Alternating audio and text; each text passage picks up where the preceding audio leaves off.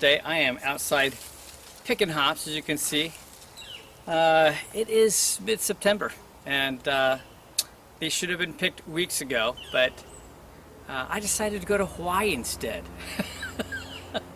I was willing to sacrifice some hops for a trip to Hawaii. That opportunity came up, and I jumped all over it. And Cool Barb and I had a great time. Didn't even take any of the Willamette because this was a hot year, so things kind of went dry early, and I've been real busy. But the Cascade have hung in enough that I've split them and checked several, and they're going to dry up. They'll be just fine. Actually, I've taken down the Centennial, and I'm killing them off. I'm going to put something else there next year. I've just really found that we do a lot of wet hop in here in Oregon, you know, the green hops, fresh hops, and a lot of those are made with Centennial here in the valley. So I've always gotten a reaction to those, and I'm realizing it's probably because of the Centennial. So I'm dumping the Centennial. I wish I could get some of these, you know, new kind of hops that are top secret and you can't get, but I'll find something to change that out. I'll keep my Willamette and Cascade. We're gonna have a different hop next year. I'm gonna go ahead and finish picking these off. Meanwhile, Christian and I just recently had a brew day. Go check that out. Clement's Homebrew. Coming at you guys. We're doing a Homebrew Wednesday on a Thursday. Heck yeah. Hey, and we're brewing. We are brewing. And so we can't tell you everything about this recipe, but yeah, we'll let you in on some of it. We'll let you in on some of this one, because it's going to go into a competition. What the hell? We're gonna be doing not a New England IPA. That would be too easy, right, Christian? No, that would not. Yeah, that would just be, you know, that's too common. We're going to be doing an India Red New England style IPA. That's right. And I love India Red Ales. And I love New England IPAs. I just found this out this year. So why not put the two together? Why not? I think I heard someone did something like that once, but I've never seen one. And you know, we want to be creative this year. Christian's going to be ordering some stuff up here very soon. Yes, because we need to brew more because I'm tired of buying expensive beer.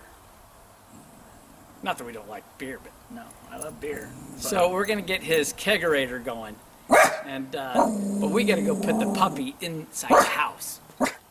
So then we're also gonna do one other interesting thing. I will share recipes in the future. I'm gonna have a better recipe for this in the future, but yeah, I'll share some of this and I'll let you know how this comes out.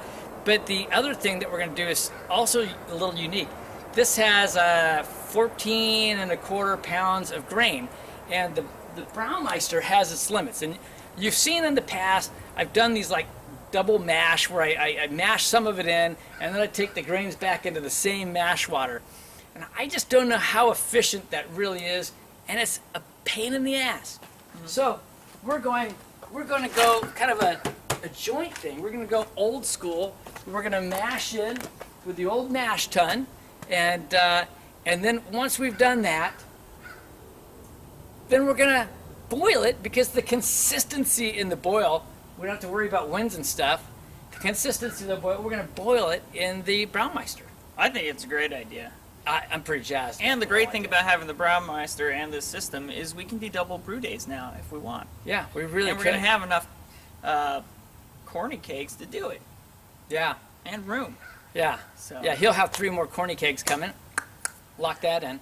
So we're going to hopefully be brewing a lot more. This is going to be fun. I'm excited about it. And anyway, so we're going to get this day going. I still haven't eaten breakfast. It's almost noon. Oh, jeez. I got to go eat, but we'll catch you in a bit.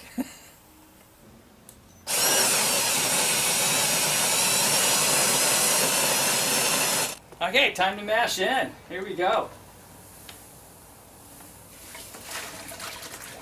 And so we're also putting in oats in here, or flaked wheat and such.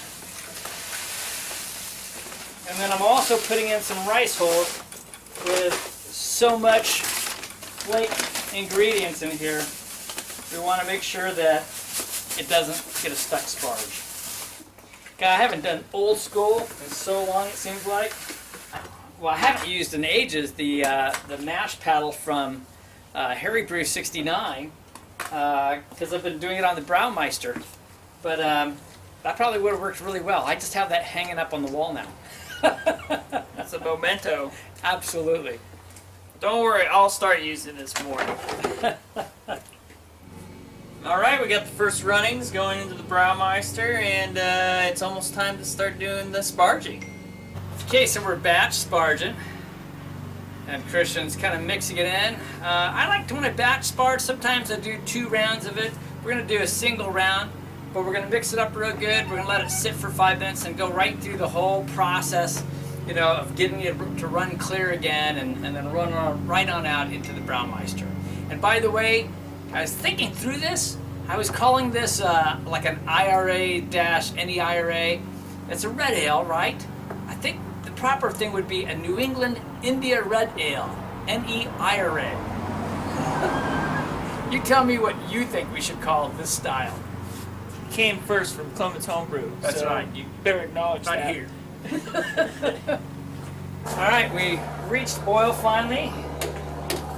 So we're at the hot break. It's not that big of a deal. And so sweet. So being that this is a New England IPA, I put my first hop addition in at 30 minutes.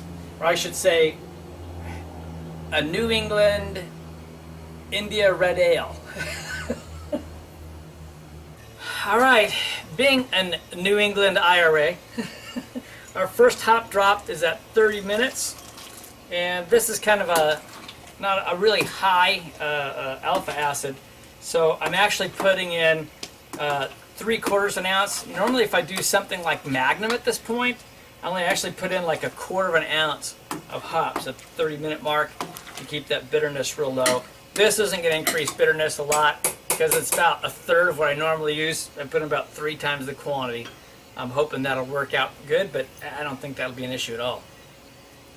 Yep, and I'm just sipping on Dad's competition beer. So I hope you guys enjoy it as much as I have. Okay, we got 5 minutes, and we're going in with 4 ounces of hops. It just doesn't seem like enough. But we're going to follow up with some more.